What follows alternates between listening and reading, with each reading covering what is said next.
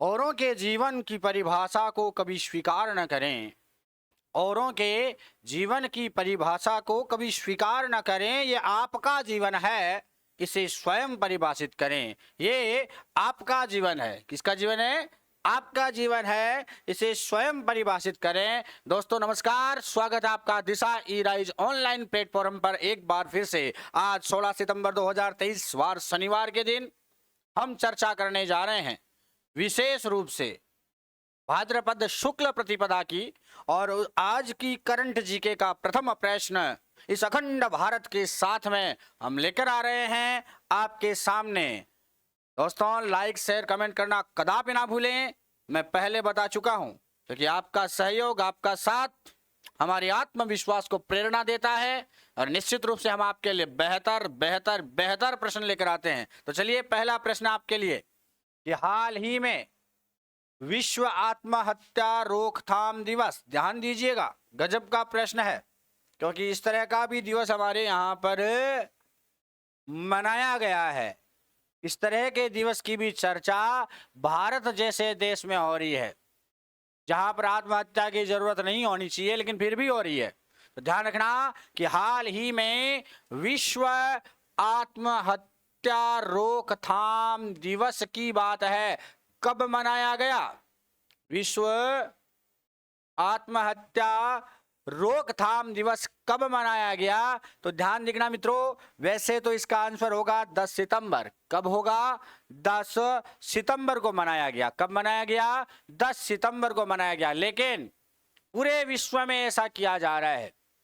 क्यों ऐसा किया जा रहा है? क्यों? क्योंकि लोगों में जागरूकता पैदा की जा सके। आत्महत्या को कैसे रोका जा सकता है, आत्महत्या के मुद्दों पर ध्यान आकर्षित किया जा सके और आत्महत्या के आसपास से कलंक को कम किया जा सके। इन्हीं सभी कारणों को लेकर के हम मना रहे हैं विश्व आत्महत्या रोकथाम दिवस। तो याद रह जाएगा, हर साल 10 सितंबर, हर साल कब भाई? 10 सितंबर को विश्व आत्महत्या रोकथाम दिवस मनाया जाएगा। विश्व आत्महत्या रोकथाम दिवस हर साल 10 सितंबर को मनाया जाएगा। नेक्स्ट हम बढ़ते हैं अगले प्रश्न की ओर आपके लिए, और वो है और भी बेहतरीन प्रश्न कि हाल ही में किस देश ने संवादात्मक भुगतान के लिए हेलो यूपीआई लॉन्च किया है? हेलो हेलो, समझ रहे हो बात को? हेलो यूपीआई लॉन्च किया है। तो हेलो यूपीआई लॉन्च करने वाला देश कौन सा है? पहले मैं आपको बता दूं इसका आंसर, फिर हम पढ़ेंगे इसकी डिटेल कि साहब भारत ही वह देश है, भारत ही वह देश है जिसने संवादात्मक भुगतान के लिए हेलो यूपीआई लॉन्च किया है। कौन सा यूपीआई भाई? हेलो यूपीआई लॉन्च किया है। संवादात्मक भुगतान के लिए हेलो यूपीआई लॉन्च किया है। तो ध्यान रखना भाई, वैसे तो मैं आपको बताऊं कि ये यूपीआई की प्रथा हमारे यहाँ पर 2016 से विद्यमान है। कब से विद्यमान है? 2016 से। लेकिन लगातार 2016 से लेकर अब तक कई तरह के इसमें बदलाव हुए हैं। कई बार यूपीआई बदला है, लेकिन कितना बदला है? कई नई फीचर्स इसमें ऐड हुए हैं। इसका भविष्य कैसा है, हम इन्हीं सभी चीज़ों की चर्चा करेंगे क्योंकि यूपीआई की जो विकास यात्रा है वो एक अलग तरह की रही है। भारत में डिजिटल भुगतान के लिए ध्यान रखना, यूपीआई जो है एक क्रांति के रूप में साबित हुआ है। लोग डिजिटल पेमेंट से जितना डरते थे अब उतना भरोसा करते हैं उस पर। लोगों का भरोसा प्रतिदिन यूपीआई में बढ़ता जा रहा है। इसीलिए भाई साहब हमारे भारत ने भी क्या किया है, एक नई टेक्नोलॉजी जारी की है। नई टेक्नोलॉजी भारत ने जारी की है विशेष रूप से। इसलिए उन्होंने एक ऐप लॉन्च किया है। उन्होंने क्या किया? एक ऐप लॉन्च किया है जिसका नाम क्या है? हेलो। क्या नाम है?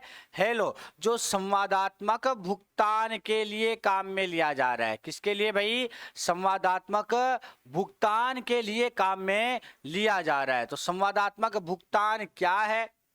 वैसे तो आप सभी को पता ही है क्योंकि हम लगातार यूपीआई को काम में ले रहे हैं। भारतीय रिजर्व बैंक ने यूपीआई के बारे में कई तरह की घोषणाएं की है। अब तो हेलो यूपीआई क्या है हमें यह समझना होगा। हेलो यूपीआई में किस तरह के प्रश्न हमारे सामने आ सकते हैं तो ध्यान रखना, हेलो यूपीआई संवादात्मक भुगतान के लिए एक काम की सुविधा है जिसमें कई तरह के अनुप्रयोग होते हैं। टेलीफोन कॉल इसमें होता है, एक जो आईओटी उपकरण हैं उनके माध्यम से भी हम आवाज सक्षम की भुगतान सुविधा दे सकते हैं। कुल मिलाकर आवाज के माध्यम से, है ना, आवाज के माध्यम से हम यूपीआई ट्रांजैक्शन कर सकते हैं। ये है हेलो यूपीआई जो संवादात्मक भुगतान है। कैसा भुगतान है? संवादात्मक भुगतान है। तो आप याद रखना कि संवादात्मक भुगतान के लिए किस देश ने अभी हाल ही में हेलो यूपीआई लॉन्च किया है। यूपीआई का नाम क्या है? हेलो, है ना। अपनी आवाज को आप रिकॉर्ड करके टेलीफोन की तरह होता है एक तरह से। तो ये भारत देश ही, यानी भारत में सब कुछ संभव है।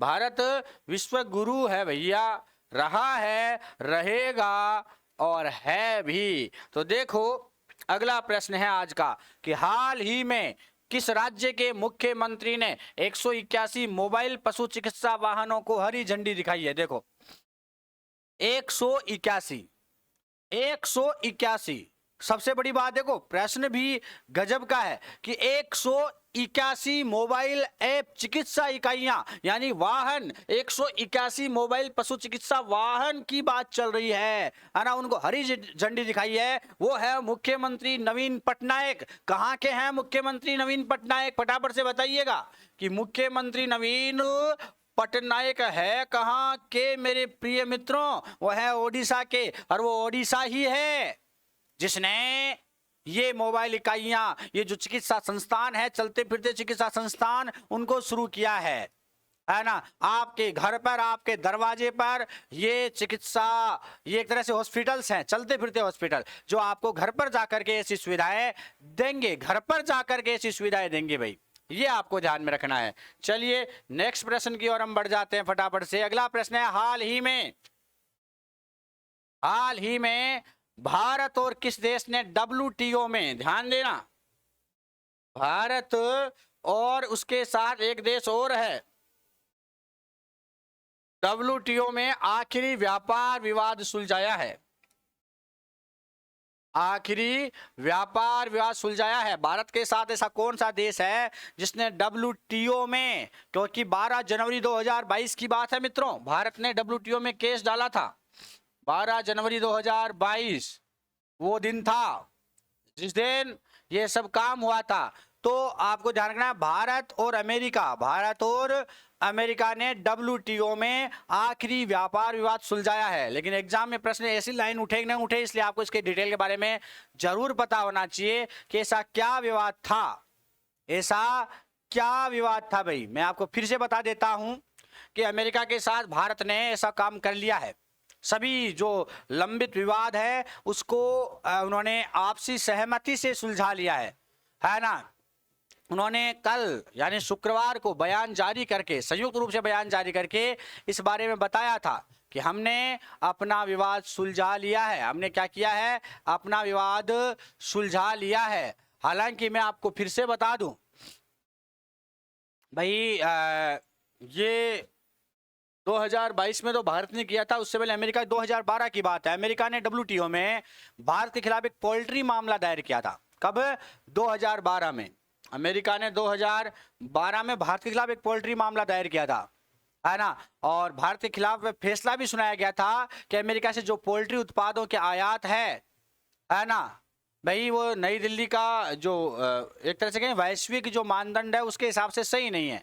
उसके हिसाब से क्या नहीं है भाई? सही नहीं है। इस मामले को लेकर के काफी चर्चाएं हुई थी, लेकिन अभी वापस चर्चा का विषय बना भाई। वापस ये क्या किया? वापस चर्चा का विषय बना। तो ऐसा क्यों हुआ कि ये चर्चा का विषय बना? मैं आपको थोड़ा सा हल्का समझा देता हूं जिससे आपको समझ में आ जाए हल्के से। विश्व व्यापार संगठन WTO में भारत ने 12 जनवरी 2022 लगभग तिथि थी, उस समय अपील की थी, है ना। और उसमें कहा गया कि चीनी और जो गन्ना है उसके लिए देश के घरेलू समर्थन उपाय, है ना, वो वैश्विक मानदंडों के अनुसार सही नहीं है। चीनी और गन्ना, कौन सा भाई? चीनी और गन्ना के वैश्विक मानदंडों की बात थी कि वो सही नहीं है। भारत ने फिर से अपील की थी, है ना। भाई मैं आपको फिर से बताऊं कि जैसे WTO ने उसी समय एक विशेष घटना घटी थी कि जो चीन है ना, उसको विकासशील देश का दर्जा दिया गया था, है ना। उसी समय की बात है कि चीन को विकासशील देश का दर्जा दिया गया था। इससे क्या हुआ कि कई देशों ने इस पर आपत्ति जताई थी, कई तरह की चिंताएं जताई थी, कई तरह का विवादास्पद विवाद का मामला बढ़ा था।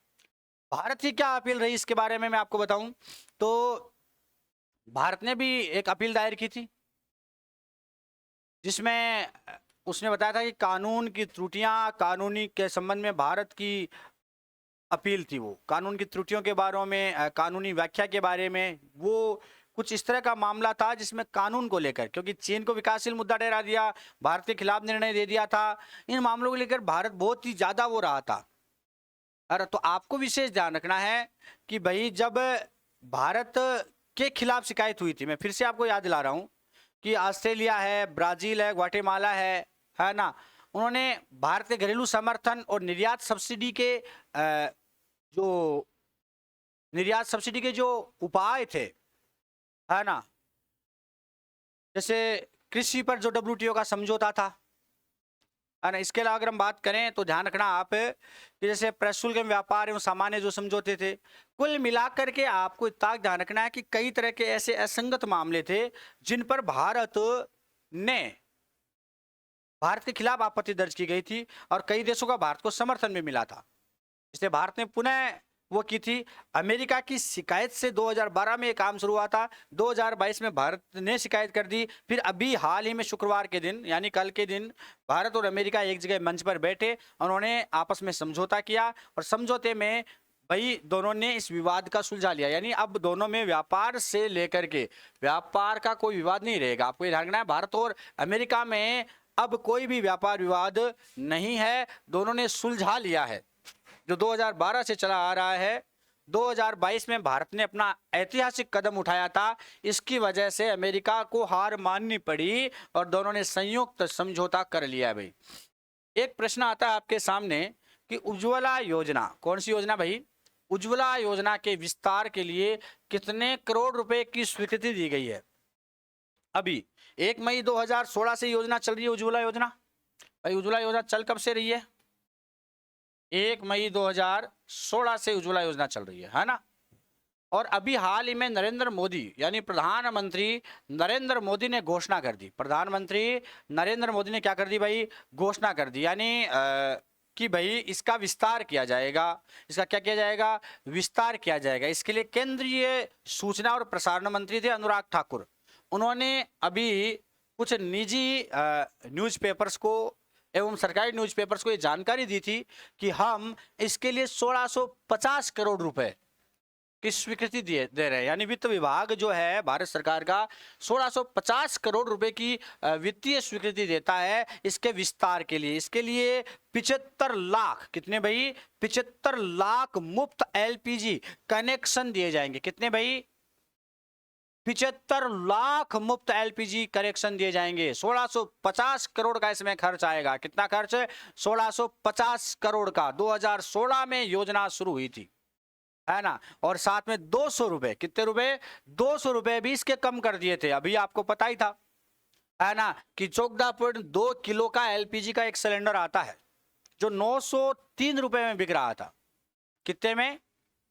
903 रुपए में अभी ये बिक रहा है। पहले इसके भाई 1103 रुपए थे, 200 रुपए घट गए और कुल मिलाकर इसका 200 रुपए का जो लाभ है वो आम जनता को मिला। अब 903 रुपए में ये सिलेंडर मिल रहा है, तो कुल मिलाकर 1650 करोड़ रुपए की स्वीकृति दी गई है। तो आपको याद रखना उज्ज्वला योजना कब से शुरू हुई? 1 मई 2016 से उज्ज्वला योजना शुरू हुई है और 1650 करोड़ रुपए की इसमें वित्तीय स्वीकृति मिली है। कितने रुपए की भाई? 1650 करोड़ रुपए की इसमें वित्तीय स्वीकृति मिली है। ठीक है, नेक्स्ट हम अगले प्रश्न की ओर बढ़े हैं, तो और बहुत ही महत्वपूर्ण प्रश्न है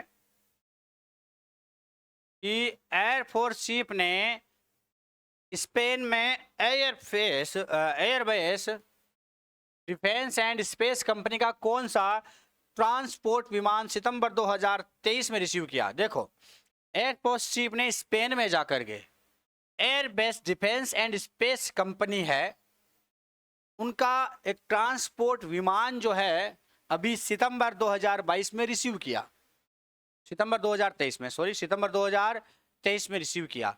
तो उन्होंने कर तो लिया, यानी भारतीय वायुसेना की बात है, इंडियन एयरफोर्स की बात है ना। और ये बात है, ये है बात 13 सितंबर की, 13 सितंबर 2023 को। कब भाई? 13 सितंबर 2023 को ही ऐसा कर लिया गया, है ना। C-295 एक टेक्निकल मिलिट्री ट्रांसपोर्ट प्लेन है, ध्यान रखना, technical military transporter C-295, technical military transport C-295, ध्यान रखना, टेक्निकल मिलिट्री ट्रांसपोर्ट, ये भारतीय यानी इंडियन एयरफोर्स को मिल चुका है। कब? 13 सितंबर 2023 को C-295 मिल चुका है ना। और इसे वायुसेना के जो प्रमुख थे, एयरफोर्स चीफ थे, उन्होंने खरीदा। वैसे एयरफोर्स चीफ कौन है? आपसे बात की जाए एयरफोर्स प्रमुख जो एयर मार्शल है वो है कौन? VR चौधरी। कौन है? VR चौधरी। तो VR चौधरी ने ये काम किया है भाई, ये आप ध्यान रखना। VR चौधरी जो है वो स्पेन गए और स्पेन के जो एयरबेस कंपनी है उनके अधिकारियों से ये काम किया है, रिसीव किया है ना। और भारत में इसे लाया गया और भारत में इसे टाटा जो कंपनी है, टाटा इसे बनाएगी साहब, है ना। वहां पर एयरबेस बना रही है, ये कंपनी बना रही है, यहाँ पर ये टाटा काम करेगी। तो कुल मिलाकर के मैं फिर आपको बता देता हूं कि एयरफोर्स चीफ ने यानी VR चौधरी ने स्पेन में एयरबेस कंपनी से, airbase defence and space company है, उससे एक ट्रांसपोर्ट विमान यानी टेक्निकल मिलिट्री ट्रांसपोर्ट विमान है, ये टेक्निकल मिलिट्री ट्रांसपोर्ट विमान C-295, इसे 13 सितंबर 2023 को रिसीव कर लिया है। भारत में से टाटा बनाएगी। भारत में से कौन बनाएगी भाई? भारत में से टाटा बनाएगी। क्लियर? कुल मिलाकर के ध्यान है, रह जाएगा, याद रह जाएगा आपको। नेक्स्ट हम बात करते हैं अगले प्रश्न की ओर कि हाल ही में किस नगर निगम ने कैश फॉर वेस्ट योजना शुरू की है? ये देखो भाई, कैश फॉर वेस्ट योजना शुरू की है। ये काम कर सकती है पटना, है ना। एक बिहारी सब पर भारी, तो कुल मिलाकर भाई पटना है। पटना कैश फॉर वेस्ट योजना शुरू की है पटना नगर निगम ने। भाई अगर आपसे बात की जाए कैश फॉर वेस्ट योजना की, आपसे बात की जाए तो जो मटेरियल है यानी रिकवरी फैसिलिटी, है ना, मटेरियल रिकवरी फैसिलिटी यानी MRF, सीधी सी बात है, शॉर्टकट। आम लोगों के लिए कैश फॉर वेस्ट योजना जो है उसकी शुरुआत की है रिकवरी के लिए, यानी जो आपका सूखा कचरा है, चाहे वो कुछ भी हो, सूखा कचरा चाहे कुछ भी हो, प्रत्येक चीज के लिए आपको भुगतान किया जाएगा, प्रत्येक चीज के लिए। ऐसा करने वाली नगर निगम पहली बन चुकी है पटना, है ना। आपका सूखा कचरा चाहे जो हो, हर चीज का आपको क्या मिलेगा? पेमेंट मिलेगा, सीधी सी बात है। तो कैश फॉर वेस्ट योजना शुरू करने वाली नगर निगम पटना बन चुकी है। कौन सी बन चुकी है? पटना बन चुकी है। कौन बन चुकी है भाई?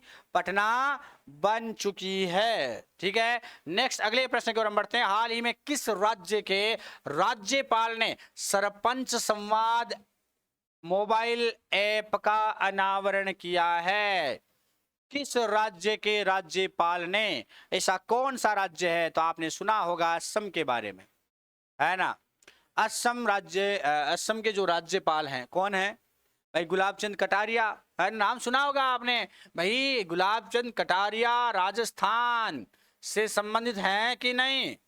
इनका नाम तो आपने सुना ही होगा, गुलाब चंद कटारिया का नाम आपने सुना होगा। असम के राज्यपाल हैं गुलाब चंद कटारिया, असम के राज्यपाल है भाई गुलाब चंद कटारिया। उन्होंने क्या किया?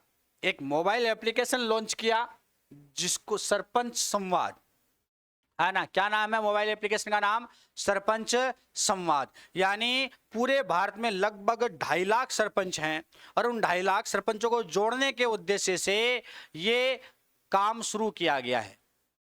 है ना। आपको ध्यान में रखना होगा कि सरपंच संवाद शुरू करने वाला देश का पहला राज्य कौन सा है? असम है। और असम के राज्यपाल अपने राजस्थान से संबंधित है गुलाब चंद कटारिया। उन्होंने सरपंच संवाद नामक एप्लीकेशन की शुरुआत की है 2.5 लाख सरपंचों को संवाद करवाने के लिए। और अगला प्रश्न आ रहा है, किस राज्य में निपाह वायरस फिर से दस्तक दे चुका है? कोरोना से भी खतरनाक वायरस है निपाह, चमगादड़, समझ गए ना।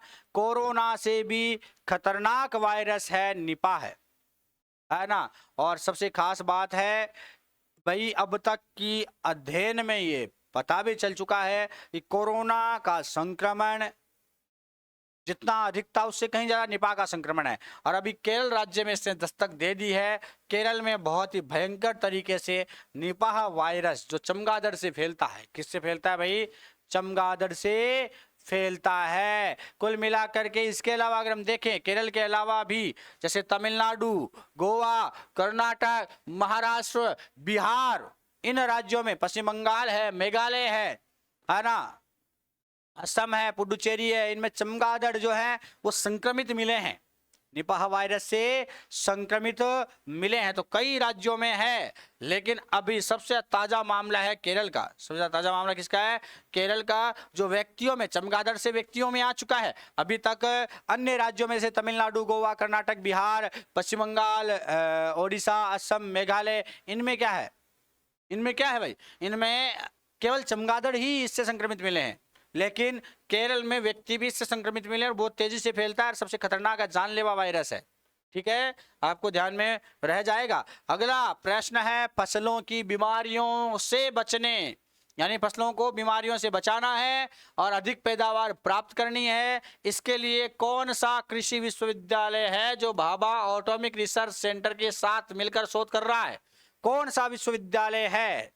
कौन सा कृषि विश्वविद्यालय है? कौन सा कृषि विश्वविद्यालय है जो भाभा ऑटोमिक रिसर्च सेंटर के साथ मिलकर काम कर रहा है? वो कृषि विश्वविद्यालय है कौन सा? तो वो अपने मिलेगा जोधपुर में। कहां मिलेगा भाई? कृषि विश्वविद्यालय जोधपुर। कृषि विश्वविद्यालय जोधपुर जो है वो फसलों की कटाई के बाद होने वाले नुकसान को रोकने के लिए, फसलों को बीमारियों से बचाने के लिए, अधिक पैदावार प्राप्त करने के लिए भाभा ऑटोमिक रिसर्च सेंटर के साथ मिलकर शोध कर रहा है, उनके साथ मिलकर काम कर रहा है मित्रों। तो याद रह जाएगा आपको, कृषि विश्वविद्यालय जोधपुर, कृषि विश्वविद्यालय जोधपुर। कौन सा विश्वविद्यालय है भाई? कृषि विश्वविद्यालय जोधपुर है ऐसा करने वाला। ठीक है, नेक्स्ट अगला प्रश्न है, हाल ही में भारतीय वायु सेवा द्वारा जयपुर में एक भव्य और शानदार एयर सन का आयोजन कब किया गया? ध्यान रखना, भारतीय वायु सेवा द्वारा हाल में 15 से 17 सितंबर तक, 15 से 17 सितंबर तक जयपुर के जल महल में एक एयर शो का आयोजन किया जाएगा। एयर सन का, है ना, आयोजन आज मतलब कल से शुरू हो चुका है और ये 17 तक चलेगा, 15 से 17 तक चलेगा। तो ध्यान रखना, इसमें क्या होगा मैं आपको वो भी बता देता हूं। 15 से 17 सितंबर, वैसे आप डेट याद रखना कि एक एयर सन का आयोजन हो रहा है, ये भारतीय वायु सेवा द्वारा किया जा रहा है। भाई इसमें होगा क्या ऐसा, है ना, एयर शो में सूर्य किरण एरोबेटिक टीम जो है वो शामिल होंगी।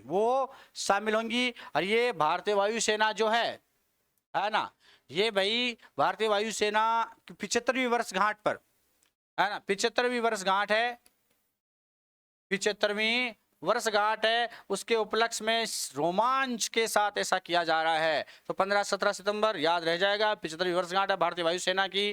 ठीक है, और सबसे गजब का प्रश्न फिर आपके सामने आया है, जो सबसे ज्यादा इस तरह के प्रश्न एग्जाम में, भाई अब तक की आपको बताएं तो सबसे ज्यादा प्रश्न इसी तरह के एग्जाम में पूछे जाने की संभावनाएं रहती है। ठीक है, तो चलिए हम बात करते हैं उद्योग विभाग एवं राजस्थान फाउंडेशन के तत्वाधान में 23 और 24 सितंबर 2023 को अंतर्राष्ट्रीय राजधानी कॉन्क्लेव कहां आयोजित किया जाएगा? अंतर्राष्ट्रीय राजधानी कॉन्क्लेव कहां आयोजित किया जाएगा? तो ऐसा करने वाला राज्य है, जिला होगा जयपुर। जयपुर में उद्योग विभाग एवं राजस्थान फाउंडेशन के तत्वाधान में 23 और 24 सितंबर को अंतर्राष्ट्रीय राजधानी कॉन्क्लेव आयोजित किया जाएगा। कहां पर? जयपुर में अंतर्राष्ट्रीय राजधानी कॉन्क्लेव आयोजित किया जाएगा। कहां पर भाई? जयपुर में किया जाएगा। कहां पर किया जाएगा? जयपुर में किया जाएगा साहब। हाँ ना, और इसकी मंजूरी मिल चुकी है। इसके लिए 5 करोड़ रुपए का बजट जारी किया गया है। कितने करोड़ का? 5 करोड़ रुपए का बजट मुख्यमंत्री अशोक गहलोत ने जारी कर दिया है। अगर आप बात करें इसके बारे में तो 23 और 24 सितंबर को जो कॉन्क्लेव आयोजित होगा, 23 और 24 सितंबर को जो कॉन्क्लेव आयोजित होगा वो राजस्थानी, ये 2 दिन का होगा। राजस्थानी गौरव, साहित्य, व्यवसाय, परंपरा, संगीत, कला, संस्कृति, समाज कल्याण, उद्यम, भोजन, मनोरंजन, इन सभी पॉइंट्स को लेकर होगा। इन सभी विषयों पर रोचक सत्र इसमें आयोजित किए जाएंगे। और आपके लिए बताएं कि इसमें दुनिया भर से प्रवासी उद्यमी जो हैं वो भाग लेंगे साहब, है ना। और इसके साथ ही सबसे बड़ा काम होगा कि इसी सम्मेलन में प्रवासी सम्मान पुरस्कार भी लॉन्च किया जाएगा। ये अपने को ध्यान रखना है, प्रवासी सम्मान पुरस्कार इसी कॉन्क्लेव में लॉन्च किया जाएगा। प्रवासी सम्मान पुरस्कार, ये आपको ध्यान में रखना है। तो मित्रों, ये करंट जी के आप सभी को समझ में आ रही होगी। मैं बहुत ही फास्टली और ज़्यादा बेहतरीन आपको बताने का प्रयास कर रहा हूँ, जिससे आपको प्रत्येक प्रश्न अच्छे से कवर हों। आप लोग अधिक से अधिक भाई, अधिक से अधिक जितना ज़्यादा आप शेयर करेंगे उतना ज़्यादा भाई, कुल मिला करके एक तरह से हम यूँ कह सकते हैं कि आपके लिए हम ज़्यादा प्रयास कर पाएंगे, क्योंकि आपके शेयर इसमें मायने रखते हैं। तो मित्रों, ज़्यादा से ज़्यादा लाइक करें, कमेंट करें, शेयर करें। ये थी आज की करंट जी के। फिर हम मिलेंगे कल अगली क्लास में। तब तक के लिए आज्ञा दें। जय हिंद, जय भारत। फिर मिलते हैं, लेकिन शेयर करना ना भूलें। अगर सब्सक्राइब नहीं किया है चैनल को तो आज ही सब्सक्राइब करें।